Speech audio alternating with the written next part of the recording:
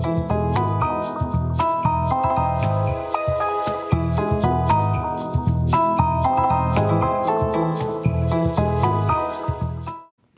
আলাইকুম ওয়া রাহমাতুল্লাহি ওয়া বারাকাতুহু। ইন্নাল হামদালিল্লাহ ওয়াসসালাতু ওয়াসসালামু আলা মুহাম্মাদিনিল মুস্তাফা ওয়া আলা আলিহি ওয়া আসহাবিহিল মুজতাবা, আম্মা বা'দ। প্রিয় দর্শক শ্রোতা, আশা করছি আল্লাহ রাব্বুল আলামিন আপনাদের সকলকে ভালো রেখেছেন। আলহামদুলিল্লাহ, আমরাও ভালো আছি। আপনাদের সকলকে আন্তরিক প্রীতি ও মোবারকবাদ জানিয়ে শুরু করছি আপনাদের প্রিয় চ্যানেল নেক্সাস টেলিভিশনের ইসলামিক আয়োজন সরাসরি প্রশ্ন উত্তরমূলক অনুষ্ঠান ইসলামী ব্যাংক বাংলাদেশ পিএলসি নিবেদিত ইসলামী জীবন বিধান।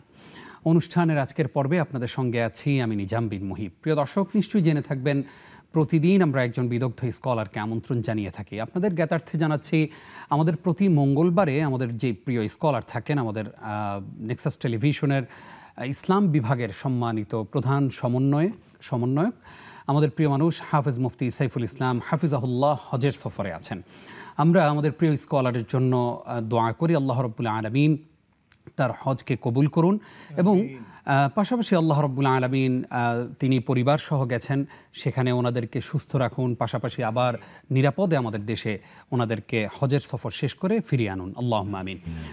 আপনাদেরকে আমন্ত্রণ জানাচ্ছি আজকের এই আয়োজনে। আজকেও আমরা একজন বিদগ্ধ স্কলারকে আমন্ত্রণ জানিয়েছি, যাকে আমরা সচরাচর পাই না। উনি অনেক ব্যস্ত থাকেন, আলহামদুলিল্লাহ আজকে আমাদেরকে সময় দিয়েছেন। নিশ্চয়ই আপনারাও তাকে চিনে থাকবেন, জননন্দিত মুফাসসিরে কোরআন, বাংলাদেশের খ্যাতিমান স্কলার ফদিলাতুশ শেখ সাদিকুর রহমান আল আজহারি। আসসালামু আলাইকুম ওয়া রাহমাতুল্লাহ। ওয়া আলাইকুম আসসালাম ওয়া রাহমাতুল্লাহি ওয়া বারাকাতুহু। উস্তাদ কেমন আছেন? আলহামদুলিল্লাহ অনেক ভালো আছি, আপনি কেমন আছেন? আলহামদুলিল্লাহ আমরাও ভালো আছি।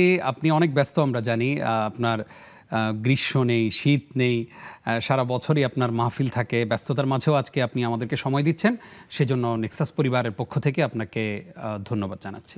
জাযাকুমুল্লাহ, হাইয়াকুমুল্লাহ ওয়া বাইয়াকুম। ওয়াইয়াক। প্রিয় দর্শক, আজকে আমরা অত্যন্ত গুরুত্বপূর্ণ একটি বিষয় আলোচনা শুনবো আমাদের প্রিয় স্কলারের কাছ থেকে। তা হচ্ছে প্রশ্ন উত্তরে কোরবানি। আপনার আমার অনেক প্রশ্ন থাকে কোরবানি সংক্রান্ত, এবং কোরবানি যেহেতু অত্যাসন্ন, আমাদের অনেকগুলো প্রশ্ন আমরা নিশ্চয়ই করব। পাশাপাশি আপনারাও আমাদেরকে প্রশ্ন জানাতে পারেন স্ক্রিনে প্রদর্শিত নাম্বারে, অথবা নেক্সাস টেলিভিশন ইসলামিক এই ফেসবুক পেজে কমেন্টের মাধ্যমে। তবে নিশ্চয়ই কমেন্টগুলো বা মন্তব্যগুলো আপনার ছোট করে করলে আমরা অনেকগুলো প্রশ্ন নিতে পারবো ইনশাআল্লাহ। চলুন প্রিয় দর্শক, আলোচনায় ফিরে যাই। শেখ, আমরা প্রশ্ন উত্তরে কোরবানি সেশন রেখেছি আজকে।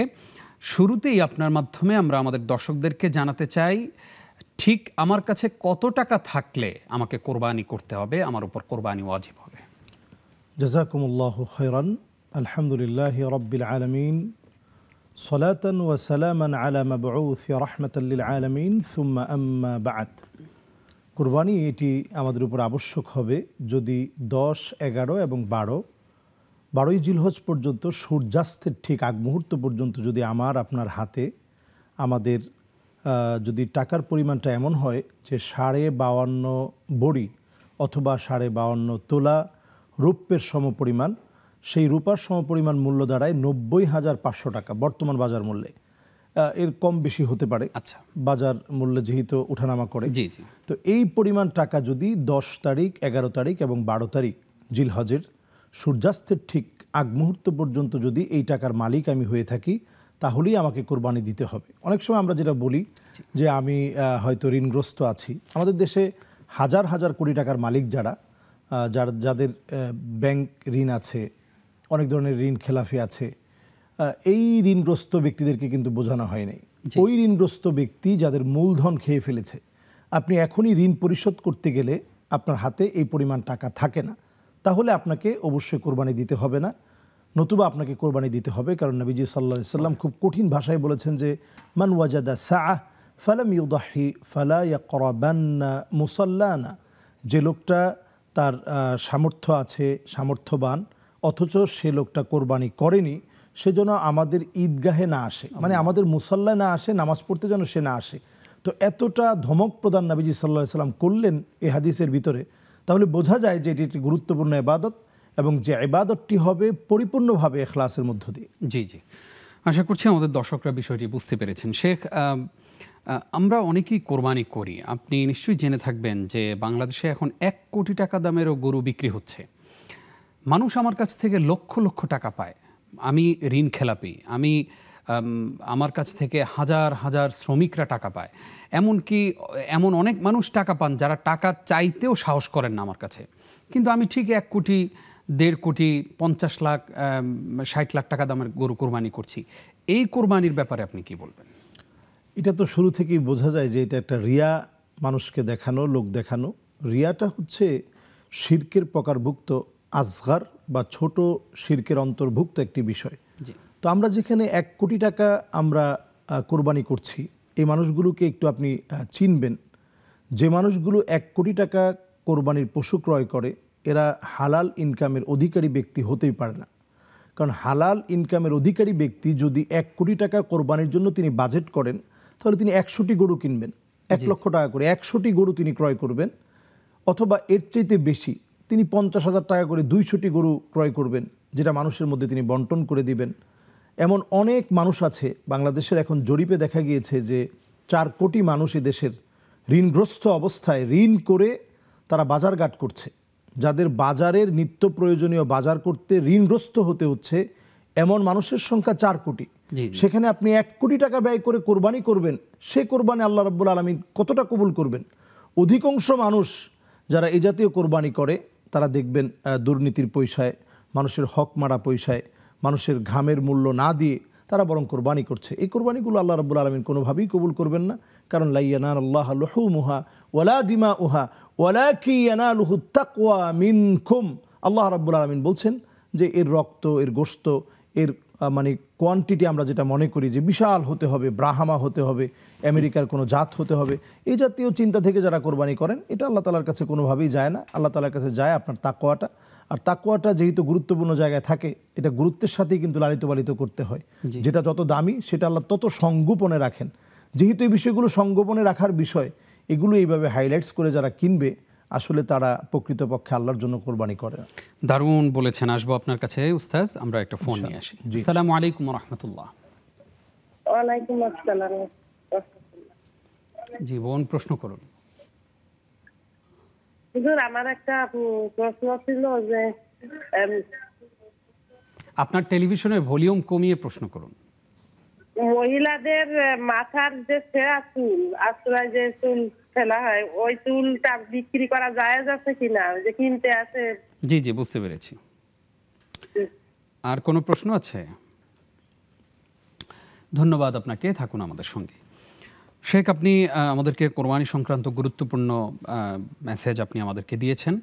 আমাদের মধ্যে অনেকেই আমরা কোরবানি করি, শরীকে কোরবানি করি।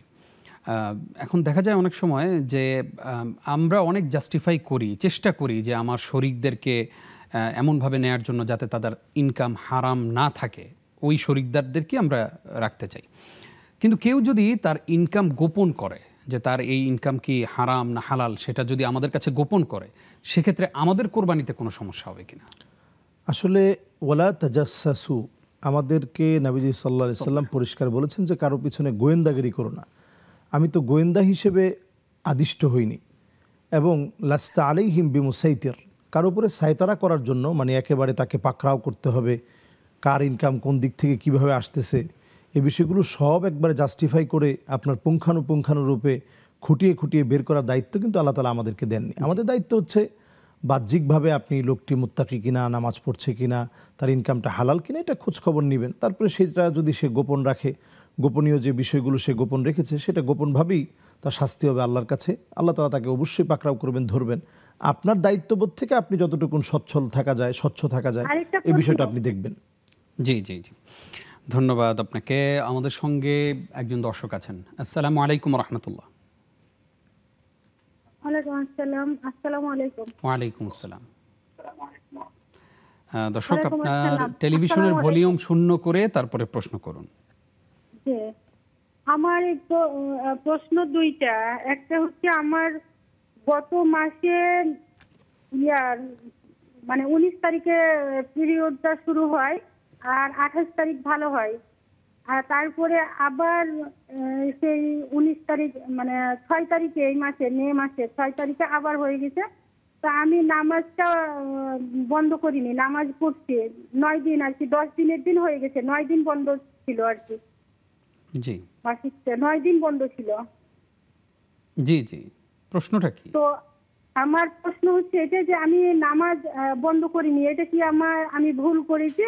আর কোরআন শরীফ কি পড়তে পারবো? আচ্ছা আচ্ছা, জি। আর কোনো প্রশ্ন আছে? জি না, এই দুটো প্রশ্ন। ধন্যবাদ আপনাকে। আমাদের সঙ্গে সম্ভবত আরও একজন দর্শক আছেন। আসসালামু আলাইকুম। দুঃখিত, লাইনটি সম্ভবত ডিসকানেক্ট হয়ে গেছে। শেখ, আমরা প্রশ্নে চলে যাই। আমাদের কিছু প্রশ্ন এসেছে। আমাদেরকে একজন প্রশ্ন করেছেন, মহিলারা যখন মাথার চুল আঁচড়ান তখন কিছু চুল চিরুনির সাথে চলে আসে, ওই চুলগুলো বিক্রি করা যাবে কিনা? জি, আসলে এটা আমরা বিক্রি করব না, কারণ এই চুলটা খুব সেনসিটিভ একটা বিষয়, আর যেটা দিয়ে কালো জাদুতে সবচেয়ে বেশি ব্যবহার করা হয়। মানুষের যে অঙ্গ প্রত্যঙ্গ দিয়ে খুব সহজেই কালো জাদু করা যায়, এটার মধ্যে একটা হচ্ছে হাতের নখ, আরেকটি হচ্ছে এই চুলগুলো।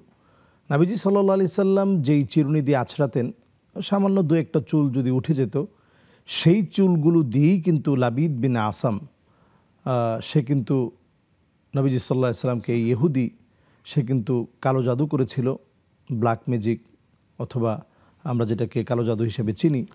এই কালো জাদু করার কারণে নবীজি সাল্লাল্লাহু আলাইহি সাল্লাম 6টি মাস তিনি স্ত্রীদের কাছে যেতে পারতেন না। শারীরিকভাবে নবীজি সাল্লাল্লাহু আলাইহি সাল্লাম মানসিকভাবে ব্রেন ঠিক ছিল। ওয়াহি নাজিল হওয়ার সময়টায় নবীজি সাল্লাল্লাহু আলাইহি সাল্লাম এগুলোকে অ্যাকসেপ্ট করতে পারতেছিলেন, কিন্তু শারীরিকভাবে এতটা দুর্বল হয়ে পড়েছিলেন যে স্ত্রীদের কাছে তিনি যেতে পারতেছিলেন না। তো এই যে বিষয়টা, এটা কিন্তু চুল দিয়ে শুরু হয়েছে। যেহেতু এটা আল্লাহ রাব্বুল আলামিনের পক্ষ থেকে দেয়া একটা নেয়ামত, এটাকে আপনি বিক্রি করবেন না।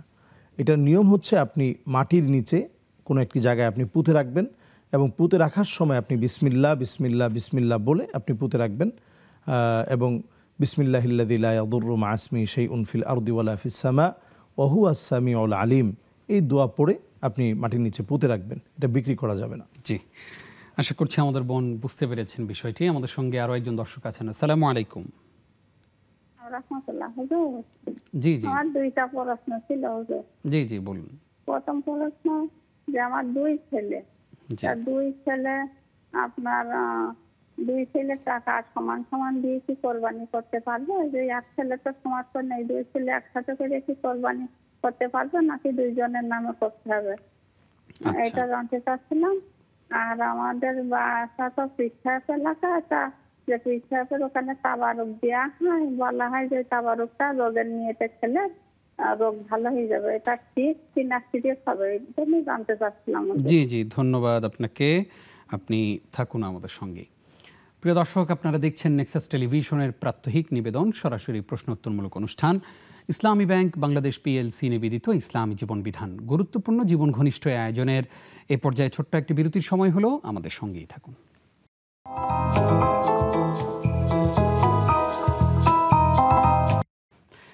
প্রিয় দর্শক, স্বাগত আরও একবার। দেখছেন নেক্সাস টেলিভিশনের ইসলামী জীবন বিধান, যে অনুষ্ঠানটি নিবেদন করে ইসলামী ব্যাংক বাংলাদেশ পিএলসি। আজকে আমরা গুরুত্বপূর্ণ আলোচনা শুনছি আমাদের প্রিয় স্কলারের কাছ থেকে। আমরা আজকে আলোচনা শুরু করেছি প্রশ্ন উত্তরে কোরবানি। আপনার কোরবানি সংক্রান্ত যে কোনো প্রশ্ন আমাদেরকে জানাতে পারেন স্ক্রিনে প্রদর্শিত নম্বরে ফোনের মাধ্যমে, অথবা নেক্সাস টেলিভিশন ইসলামিক এই ফেসবুক পেজে কমেন্টের মাধ্যমে। আমরা প্রশ্ন উত্তরে রয়েছিলাম, আপনারা আমাদেরকে অনেকেই প্রশ্ন করেছেন, আমরা সেই প্রশ্নগুলোর জবাব দেওয়ার চেষ্টা করছি। শেখ, আরও একবার স্বাগত আপনাকে। জাযাকুমুল্লাহ। বারাকাল্লাহ। শেখ আমাদেরকে এক বোন প্রশ্ন করেছেন, ওনার গত মাসে, আপনি শুনেছেন প্রশ্নটি, পিরিয়ডের বিষয়ে উনি বলেছেন যে মাঝখানে উনি আর নামাজ বন্ধ করেননি। এই যে বন্ধ করেননি না, উনি সময়টা বলেছে যে ওনার 9 দিনের মধ্যেই আবার সমস্যাটা দেখা দিয়েছে। এটাকে অনিয়মিত পিরিয়ড বলা হয়। যদি এমনই হয় যে ওনার নির্দিষ্ট সময়ের বাহিরে হঠাৎ করেই রক্ত দেখতেছেন, একদিনের মধ্যে রক্ত আবার ঠিক হয়ে যাচ্ছে, আবার হঠাৎ করে এক বেলায় রক্ত দেখলেন, পরে আবার দেখছেন যে ঠিক হয়ে যাচ্ছে, এটাকে আরবিতে বলা হয় ইস্তেহাদা। এটা একটি রোগ। আপনি যদি এই অবস্থায় থাকেন তাহলে আপনি ওযু বানিয়ে আপনি নামাজ পড়বেন। জি, ওনার কিন্তু ঠিক হয় নাই, ওনার কন্টিনিউয়াসলি হচ্ছে। যদি এটা নির্দিষ্ট সময়সীমা রয়েছে, যদি এরকম 10 দিনের পরে যদি ওনার চলতে থাকে, তাহলে সেটাও কিন্তু ইস্তেহাদা।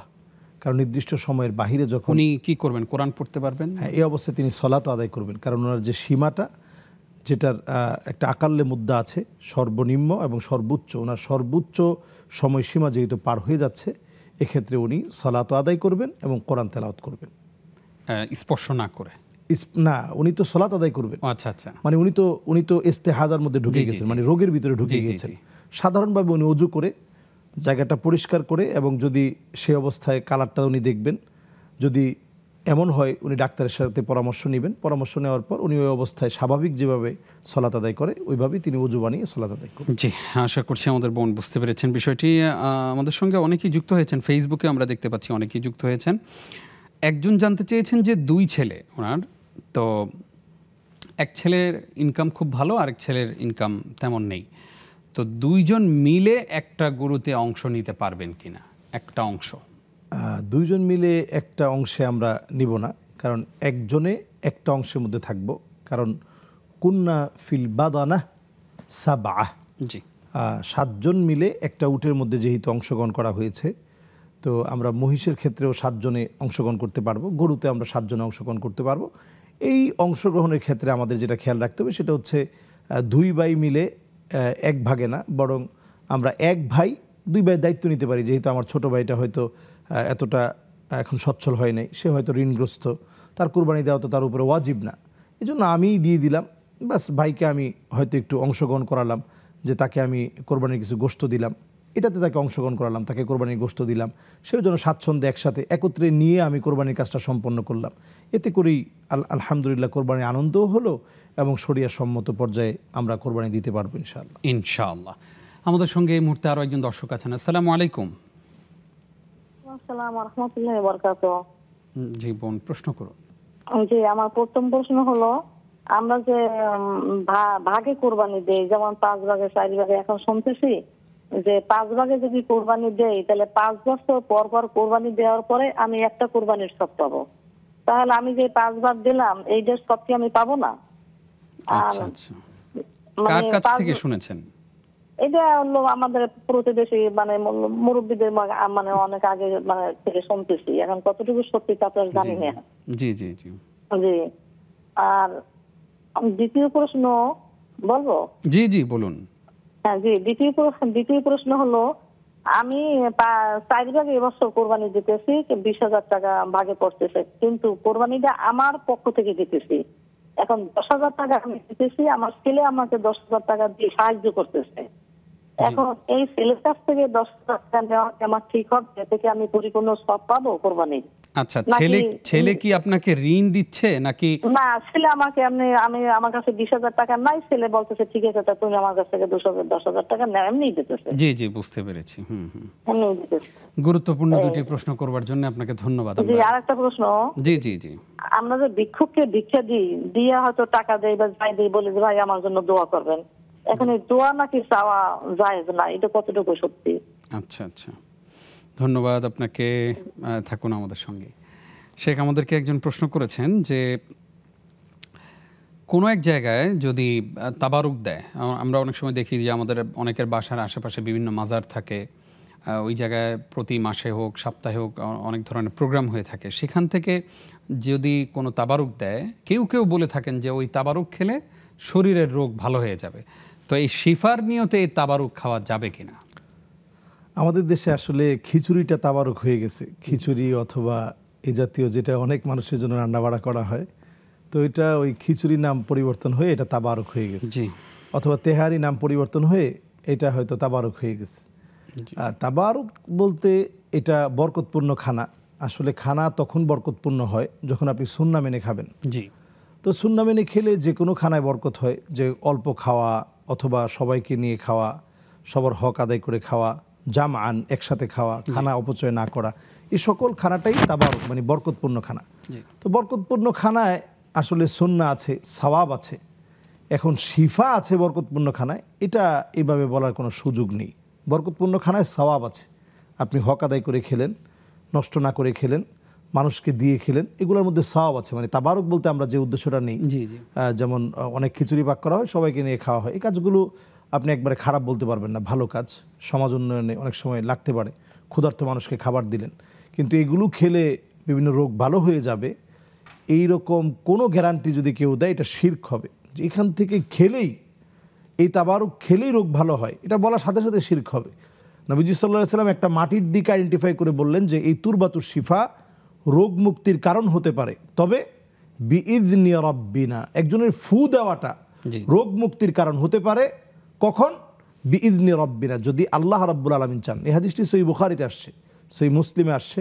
আল-লু'লুউল মারজান ফি মাত্তাফাকা আলাইহি শাইখান, এই কিতাবের ভিতরে এই হাদিসটি আসছে। তার মানে গুরুত্বপূর্ণ একটি জায়গা হচ্ছে বিইذনি রাব্বিনা, যদি আল্লাহ চান। হতে পারে একটা পানি রেখে দিচ্ছেন, এটার মধ্যে ফু দিলে এটা শেফা হতে পারে, জি জি। যদি আল্লাহ চান। কিন্তু আপনি মনে করবেন না যে এই মাজারের কোনো তাবারুকে আপনার বরকত হয়েছে। আশা করছি গুরুত্বপূর্ণ একটি প্রশ্নের জবাব আমরা পেলাম। আমাদের সঙ্গে এই মুহূর্তে আরও একজন দর্শক আছেন। আসসালামু আলাইকুম। দুঃখিত, লাইনটি ডিসকানেক্ট হয়ে গেছে। দর্শক, আপনি আরও একবার চেষ্টা করুন। শেখ, আমাদের সঙ্গে ফেসবুকে অনেকেই যুক্ত হয়েছেন। উম্মে কুলসুম তিনি প্রশ্ন করেছেন, ঈদের দিন কোরবানির পাশাপাশি কাজ করার উদ্দেশ্যে বন্ধুরা মিলে লেখা ছাড়া একই রঙের টি শার্ট পরা যাবে কি? অর্থাৎ টি শার্টে কোনো কিছু লেখা থাকবে না, শুধু একই রঙের। হ্যাঁ, একই রঙের টি শার্ট তো হতেই পারে। আসলে বন্ধু বান্ধব ঈদের সময়টা এত বাড়াবাড়ি করার তো সুযোগ নেই। ঈদের সময় রাসূলুল্লাহ সাল্লাল্লাহু আলাইহি ওয়াসাল্লাম নিজেও ওনার ঘরের মধ্যে ছোট ছোট বাচ্চারা দব বাজাচ্ছিলেন, আলিনু বিদ্দুফুফ। এই দব যখন বাজাচ্ছিলেন, আবু বকর রাদিয়াল্লাহু তাআলা ঘরের মধ্যে প্রবেশ করে বললেন, আমাজামিরু শাইতান ফি বাইতি রাসূলিল্লাহ, রাসূলের ঘরে এই বাজনা কিভাবে আসলো?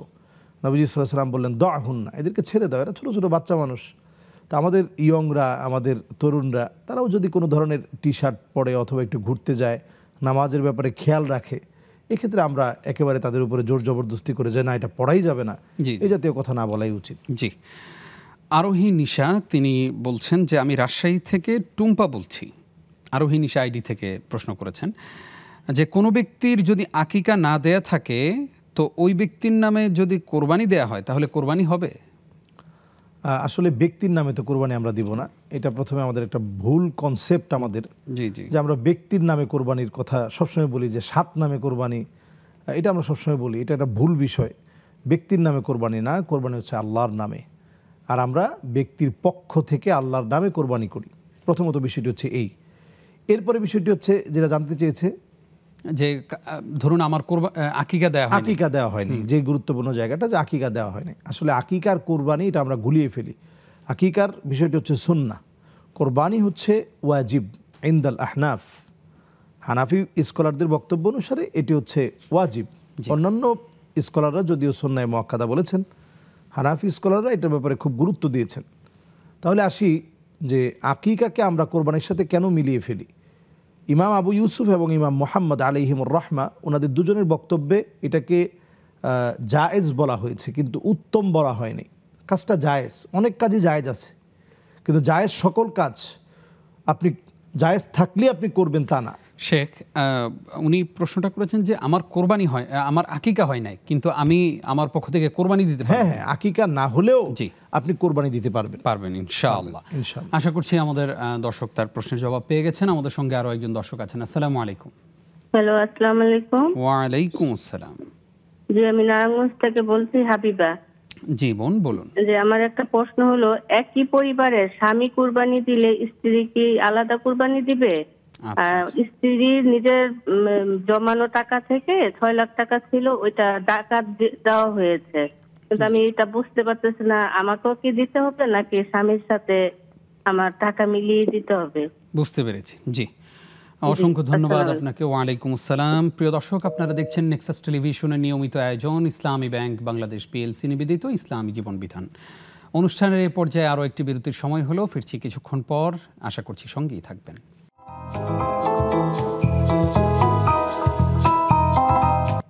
স্বাগত আরও একবার প্রিয় দর্শক, দেখছেন নেক্সাস টেলিভিশনের নিয়মিত আয়োজন ইসলামী ব্যাংক বাংলাদেশ পিএলসি নিবেদিত ইসলামী জীবন বিধান। গুরুত্বপূর্ণ আয়োজনে আমরা আজকে কোরবানির প্রশ্ন উত্তরগুলো দিচ্ছি। আমাদেরকে অনেকেই গুরুত্বপূর্ণ প্রশ্ন করেছেন, আপনিও সংযুক্ত হতে পারেন। দুটি মাধ্যম রয়েছে, স্ক্রিনে প্রদর্শিত নাম্বারে ফোনে আমাদেরকে প্রশ্ন জানাতে পারবেন। নেক্সাস টেলিভিশন ইসলামিক এই ফেসবুক পেজে কমেন্টের মাধ্যমে আমাদেরকে প্রশ্ন জানাতে পারবেন। আজকে আপনাদের প্রশ্নগুলোর জবাব দিচ্ছেন বাইতুল ওয়াদুদ জামে মসজিদের সম্মানিত খতিব, জননন্দিত মুফাসসির কোরআন শেখ সাদিকুর রহমান আল আজহারি। শেখ, আরও একবার স্বাগত আপনাকে। জাযাকুমুল্লাহ, বারাকাল্লাহ ফিক। শেখ, আমাদেরকে একজন প্রশ্ন করেছেন যে ভাগে যে কোরবানি দেন, তো 5 ভাগে ওনারা কোরবানি দেন অনেক দিন ধরেই, তো ওনাদের প্রতিবেশী কেউ বলেছে যে তুমি যে 5 ভাগে কোরবানি দাও, 5 বছর পরে গিয়ে তুমি 1 কোরবানির সওয়াব পাবা।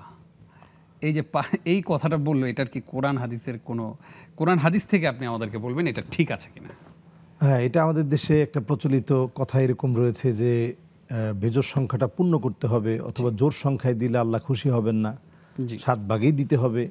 এটার মধ্যে 3 ভাগে যদি হয় তাহলে সওয়াবের কমতি ঘটবে। এই জাতীয় কথাগুলো একেবারে অমূলক কথা।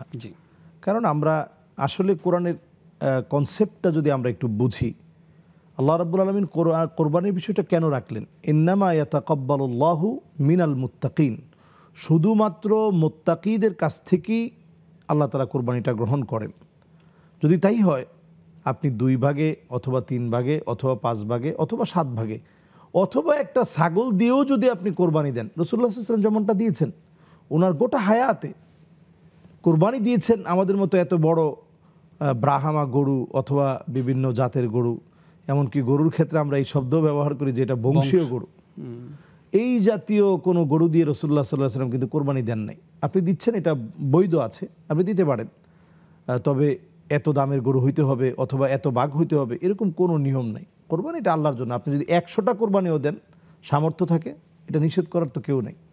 জি, ওনার প্রশ্ন ছিল যে এই যে 5 বছর পরে, না 5 বছর পরে কেন, উনি তাৎক্ষণিক সওয়াব পাবেন। জি জি, তাৎক্ষণিক সওয়াব। আশা করছি আমাদের বোন বুঝতে পেরেছেন।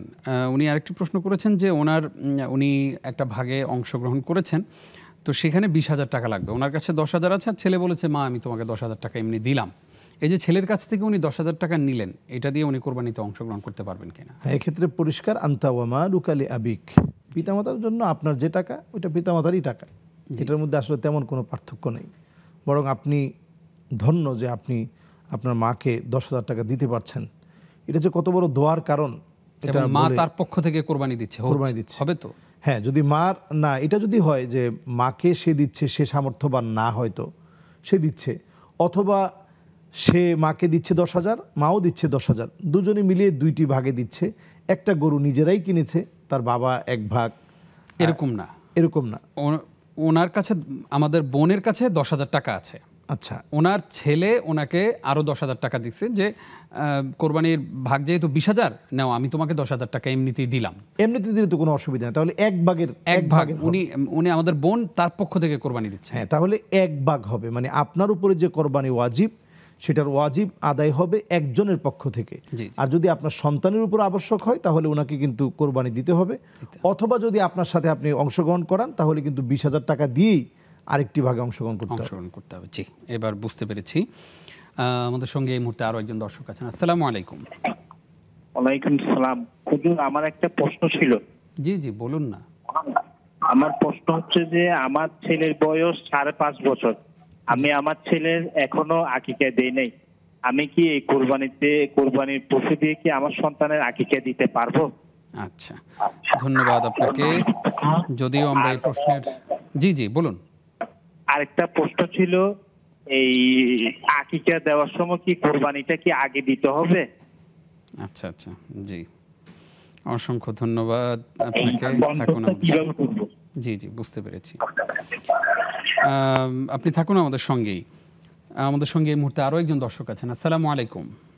ওয়ালাইকুম আসসালাম। আমি দুইটা প্রশ্ন করতে চাচ্ছি। জি জি। যে ফরজ নামাজে আমাদের যে অনেক সময় ভুল হয়ে যায়, তখন কি আমরা সহসিদ্ধা দিতে পারবো? আচ্ছা। আর একটা হচ্ছে আমার যে ব্যাংকে কিছু টাকা আছে আর কি, আমার হাজবেন্ড এক জায়গায় থাকতো, আমরা আরেকখানে থাকতাম। উনি সংসার চালার জন্য আমাকে টাকা দিত, সেখান থেকে আমি কিছু জমিয়ে নেশার পরিমাণ টাকা হইতে আমি আবার জায়গা তো দিচ্ছি, কিন্তু ও জানে না, জানলে টাকাটা আবার নিয়ে নিবে ও। এখন আমাকে কি কুরবানি দিতে হবে? আচ্ছা আচ্ছা, জি জি, বুঝতে পেরেছি। আর মনে করেন যে আমার হাজবেন্ড ও নামাজ বেশি পড়তে চায় না, কি আমল করলে সে ভালো রাস্তায় আসতে পারবে? জি জি। নামাজ পড়তে চায় না, 5 ওয়াক্ত নামাজ ঠিকভাবে পড়ে না, কখনো পড়ে না, এরকম 2-3 ওয়াক্ত পড়ে না, কি আমল করতে পারি আমি? অসংখ্য ধন্যবাদ বোন আপনাকে সুন্দর প্রশ্ন করবার জন্য। শেখ আমাদেরকে একজন প্রশ্ন করেছেন, ভিক্ষুককে যে আমরা টাকা দিয়ে যে বলি ভাই আমার জন্য দোয়া করো বা চাচি দোয়া করেন, এই কথা কি বলা যাবে? হ্যাঁ, এটা যে কারোর কাছ থেকে দোয়া চাওয়া যাবে, কিন্তু এটা কি বিনিময় হচ্ছে কিনা, যে আমি তাকে টাকা দিলাম এর বিনিময়ে দোয়া? না, টাকা বলতে রাসূলুল্লাহ সাল্লাল্লাহু আলাইহি ওয়াসাল্লাম বলেছেন যে মান ওয়া হাত, কেউ যদি তোমার কাছে হাত বাড়িয়ে দেয় তাহলে তাকে তুমি ফিরিয়ে দিও না। তো আপনি দেখলেন যে লোকটা আসলে অভাবী এবং লোকটা মনে হচ্ছে যেন সে একেবারে হাক্কুন লিসাইল ওয়াল মাহরুম, বঞ্চিত মানুষের একজন, এরকম মনে করে আপনি দিলেন। দেওয়ার পরে আপনি বললেন যে ভাই আমার জন্য দোয়া করেন, আমি একটু মুসিবতে আছি, দোয়া করেন। এটা হতে পারে। এটার কারণে সে যে প্রতিদান হিসেবে অথবা বিনিময় হিসাবে, এটা আসলে বিষয়টা এমন না। দোয়া চাওয়া তো যে কারো কাছ থেকে চাওয়া যেতে পারে। আশা করছি আমাদের দর্শক তার প্রশ্নের জবাব পেয়ে গেছেন। আমাদেরকে একজন প্রশ্ন করেছেন যে একই পরিবারে স্বামী যদি কোরবানি করে, স্ত্রীর সামর্থ্য থাকলে স্ত্রীরও কি কোরবানি করতে হবে, নাকি পরিবারের পক্ষ থেকে স্বামী কোরবানি করলেই কোরবানি হয়ে যাবে? না, যদি স্ত্রীও সামর্থ্যবান হয় তিনিও কোরবানি করবেন।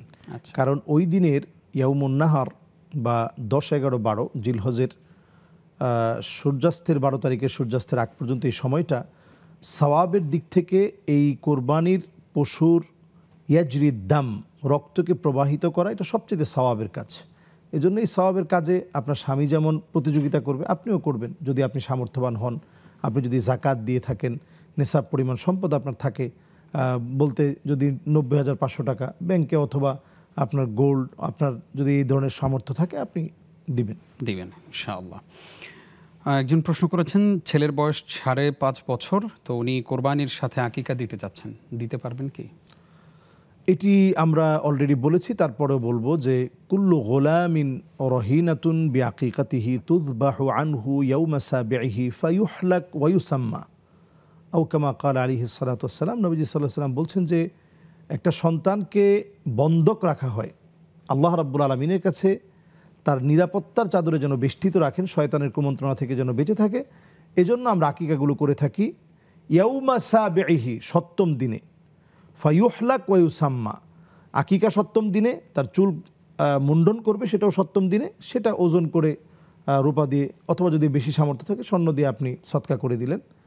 আর এর পাশাপাশি তার নাম রাখবে সেটাও 7ম দিনে। আমরা বাকি সবগুলোই কিন্তু 7ম দিনে করার চেষ্টা করি, কিন্তু এই জায়গাটায় এসে এটাকে আমরা পিছনে যত পারি এটাকে আমরা আরও পিছিয়ে নিয়ে কোরবানি পর্যন্ত নিয়ে আসি।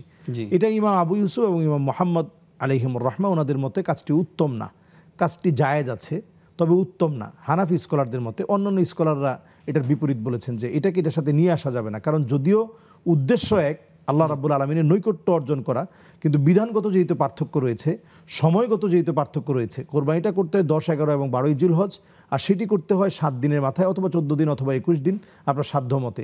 তো দুইটাকে আপনি একত্রিত করবেন না, আলাদা আলাদা করতে পারলে সবচেয়ে ভালো। জি, গুরুত্বপূর্ণ আরও একটি প্রশ্নের জবাব জানলাম। আমাদের সঙ্গে এই মুহূর্তে আরও একজন দর্শক আছেন। আসসালামু আলাইকুম। আসসালামু আলাইকুম ওয়া রাহমাতুল্লাহি ওয়া বারাকাতুহু। ওয়া আলাইকুম আসসালাম ওয়া রাহমাতুল্লাহি ওয়া বারাকাতুহু। আমি আব্দুল মতিন বলছি মিরপুর, ঢাকা থেকে। জি বলুন। আমি 1000তম পর্ব পার হওয়ার জন্য ন্যাশনাল টেলিভিশনকে বিশেষভাবে ধন্যবাদ জানাচ্ছি। এবং আমার একটা অনুরোধ হলো যে 11টা থেকে 12টা তো দীর্ঘ রাত হয়ে যায়, এই জন্য যে ভোর রাত 4টা থেকে 5টা অনুষ্ঠানটা না করে দিনে যেভাবে আগে 4টা থেকে 5টা করা হতো তা দেখলে অনেক দর্শক দেখতে পারতাম, আমরাও দেখতে পারতাম। এটা একটা অনুরোধ ছিল বিশেষভাবে। আর একটা প্রশ্ন হলো যে কোন বাবা মার সামর্থ্য আছে কোরবানি দেওয়ার, কিন্তু তার 2 ছেলে সবসময় কোরবানি দিত, কিন্তু সাময়িক একটু সমস্যার কারণে অথবা কিছুদিনের কারণে দিতে চাচ্ছে না। এখন যদি বাবা মা দিয়ে দেয়, সেই ক্ষেত্রে যদি বলে যে পরে যদি সামর্থ্য হয় তাই দিও, কিন্তু ছেলেরা যদি না দিতে পারে তাহলে কি দেয়াটা কি জরুরি কিনা? দ্বিতীয় প্রশ্ন হলো যে একজন ইমাম তার তারাবির 2য় রাকাতে সে উল্টা পড়েছে, সূরা নাস থেকে সূরা ফিল পর্যন্ত 10 রাকাতে 2 বার পড়েছে, এটা কি ইমাম মুক্তাদিদের কোনো ক্ষতি হয়েছে নাকি? তৃতীয় হলো যে আমি একজন হানাফি মাযহাবের জন্মগতভাবে, কিন্তু আমি কি সূরা ফাতিহা সুফি ইমামের সাথে পড়তে পারবো এবং রাফি আযান করতে পারবো? চতুর্থ প্রশ্ন হলো যে আমরা কি সারা বিশ্বের হিন্দু মুসলিম কিন্তু একই দিন চাঁদের সাথে রেখে তারা বুদ্ধ পূর্ণিমা সহ অনেক করে, আমরা সুরের সালে আমাদের ওয়াইসি সিদ্ধান্ত এবং সারা মুসলিম প্রায় 150 কোটি মুসলমান যে সৌদি আরবের সাথে যেটা মিলে, সেটা কি আমরা বাংলাদেশ, ইন্ডিয়া এবং পাকিস্তানের একাংশ আমরা পারি না একই দিন করতে? এই বিষয়গুলো একটু শায়েখের কাছে অনুরোধ। জি জি, ধন্যবাদ।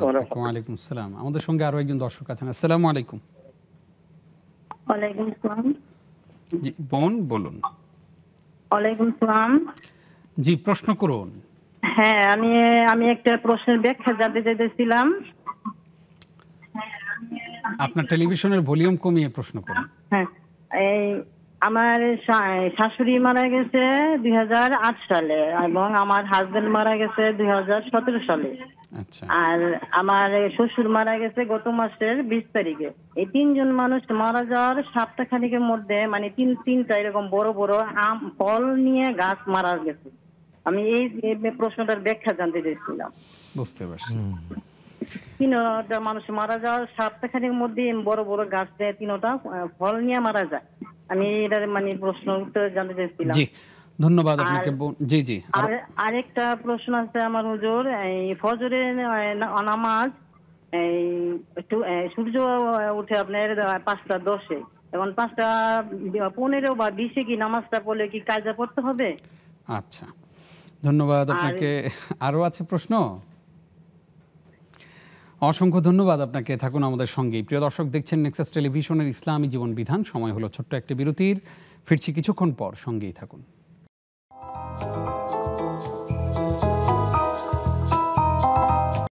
প্রিয় দর্শক, দেখতে দেখতে আমরা অনুষ্ঠানের একেবারেই শেষের দিকে চলে এসেছি। আমরা কিন্তু আজকে অত্যন্ত গুরুত্বপূর্ণ একটি বিষয় আলোচনা শুনেছি শুরুতেই, প্রশ্ন উত্তরে কোরবানি, এবং কোরবানি সংক্রান্ত আজকে সবগুলো প্রশ্নই আমরা জবাব দেওয়ার চেষ্টা করছি। আমাদের হাতে আরও কিছু প্রশ্ন আছে, আপনারা আমাদের সঙ্গে যুক্ত হয়ে যান। শেখ, আরও একবার স্বাগত আপনাকে। শেখ, আমাদেরকে একজন প্রশ্ন করেছেন যে ফরজ নামাজে যদি ভুল হয় তাহলে সাহু সেজদা কি দিতে হবে কিনা? হ্যাঁ, ফরজ নামাজে ভুল হলে সাহু সেজদা দিতে হবে। সাহু সেজদা 3 কারণে দিতে হয়। একটা হচ্ছে তাকদিম, যদি আমরা আগে কোনো আগ বাড়িয়ে কোনো কাজ করে ফেলি, তাখির যেটা একটু বিলম্বে করে ফেললেন, অথবা নুকস, যদি কোনো নুকসানিয়াত হয়ে যায় তাহলে এটার কারণেও সাহু সেজদা দিতে হবে। আমাদেরকে একজন প্রশ্ন করেছেন, নেশাব পরিমাণ টাকা জমিয়েছেন তিনি, ওনার হাজব্যান্ড কিছু কিছু করে খরচের টাকা যে দিত সেখান থেকে তিনি জমিয়ে এই টাকা জমিয়েছেন, অনেক টাকা নেশাব পরিমাণ হয়েছে। তো ওনার প্রশ্ন হচ্ছে, কোরবানি কি দিতে হবে? হ্যাঁ, যেহেতু নেশাব পরিমাণ হয়েছে আপনি কোরবানি দিবেন। তারপরেও যদি আপনার স্বামী এমন কৃপণ হয় যেটা উনি জানলে কষ্ট পাবে, তাহলে আপনি বলা দরকার নেই, আপনি তো খুব বেশি তার উপরে জুলুম করে নেননি, তিনি নিজেই স্বাচ্ছন্দ্যে দিয়েছেন এবং সেটা জমিয়ে আপনি আপনার নিজের হক বানিয়েছেন, অংশ বানিয়েছেন, সেখান থেকে আপনি কোরবানি দিবেন। স্বামী কি করলে, কোন দোয়া পড়লে, কোন আমল করলে স্বামী নামাজি হবে? এক্ষেত্রে আমি বলবো যে স্বামীর খোঁজ খবর আপনি নামাজের পরে বেশি নেবেন। বিশেষ করে একজন স্ত্রী পারে না, এটা আসলে স্ত্রীদের জন্য বলাটা একেবারে, আমি বলবো না যে স্ত্রী এমন কোনো কাজ পারে না। একজন মহিলা সব কিছুই পারে স্বামীর জন্যে, এবং স্বামীকে একজন স্ত্রী সবভাবে কাবু করতে পারে, শুধু একটু কৌশলী হতে হয়। আপনি নামাজের ব্যাপারে তাকে বোঝান এবং নামাজের পড়ার পরপরই আপনি তার সাথে আরও সুন্দর আচরণ করুন, যে আচরণগুলো আসলে করলে সে খুব আনন্দিত হবে এবং মনে করবে যে আসলে সালাতে আমি আত্মনিমগ্ন হলে আমার স্ত্রী খুব বেশি আনন্দিত থাকে। তো দেখবেন ইনশাআল্লাহ একটা সময় তার পরিবর্তন আসবে, আর দোয়া তো করবেন ইনশাআল্লাহ। জি, ইনশাআল্লাহ। একজন প্রশ্ন করেছেন যে বাবা মা এবং ছেলেরা মিলে আগে কোরবানি করতেন, এখন যে কোনো কারণে কোরবানি করেন না, তো ওনারা যে কোরবানি করছেন ছেলেদের পক্ষ থেকে কি আদায় হচ্ছে কিনা পুরো বিষয়টা? হ্যাঁ, ছেলেদের পক্ষ থেকে যদি বাবা দিয়ে দিতে চায়, বাবা দিতে পারবে। পরিবারের বাবা যদি বলে যে ঠিক আছে তোমাদের একটা গরু কিনলাম, 7 জনের পক্ষ থেকে আল্লাহর নামে কোরবানি করলাম, তো করা যেতে পারে, কোনো অসুবিধা নেই। এরপরে যদি একটা সময় যদি সন্তান বাবাকে বলে যে আব্বা, ওই যে আমি যে অংশটা এক সময় আপনার কাছ থেকে আপনি দিয়ে দিয়েছিলেন এটা আমি দিলাম, বাবা যদি নিতে চায় নিতে পারেন, কোনো অসুবিধা নেই। জি, তিনি আরেকটি প্রশ্ন করেছেন যে ইমামের পেছনে তিনি সূরা ফাতিহা পড়তে পারবেন কিনা এবং রাফউল ইয়াদাইন করতে পারবেন কিনা? এটি আসলে আমাদের দেশে যেহেতু হানাফি মাযহাবকে অনুসরণ করা হয় এবং সৌদি গ্রান্ড মুফতি তিনিও ফতোয়া দিয়েছেন যে সল্লু আলা মানহাজিকুম আলা বিলাদিকুম আলা বিলাদি মানহাজিকুম, তোমাদের দেশের যে মাযহাব চলছে সেই মাযহাব অনুপাতে তোমরা নামাজ পড়ো। কারণ আসলে কোনো মাযহাবই ভুলের উপরে প্রতিষ্ঠিত না। আপনি যেভাবে আমাদের দেশে সালাত আদায় হচ্ছে এটাও সঠিক পদ্ধতি। এরপরে যে ইমামের পিছনে নামাজ পড়া, সহিহ বুখারী থেকে দলিল যে লা সালাতা লিমান লাম ইয়াকরা বিফাতিহাতিল কিতাব, এই দলিল দিয়ে মূলত সূরা ফাতিহা পড়ার ব্যাপারটি বলা হয়, যেটি অন্যান্য মাযহাব অনুসরণ করে, এবং রাফউ ইয়াদাইনের বিষয়টিও অন্যান্য মাযহাবে রয়েছে এবং হাদিসের অসংখ্য কিতাবে আছে। সুতরাং আমি বলবো যারা হানাফি মাযহাব মানে তার জন্য এটার প্রয়োজন নেই, কারণ ওইটাও রাসূলুল্লাহ সাল্লাল্লাহু আলাইহি ওয়াসাল্লামের জীবন্ত নামাজ থেকে একটা অংশ, এবং রাফউ ইয়াদাইন এবং সূরা ফাতিহা পড়া এটাও রাসূলুল্লাহ সাল্লাল্লাহু আলাইহি ওয়াসাল্লামের নামাজের একটা জীবন্ত অংশ।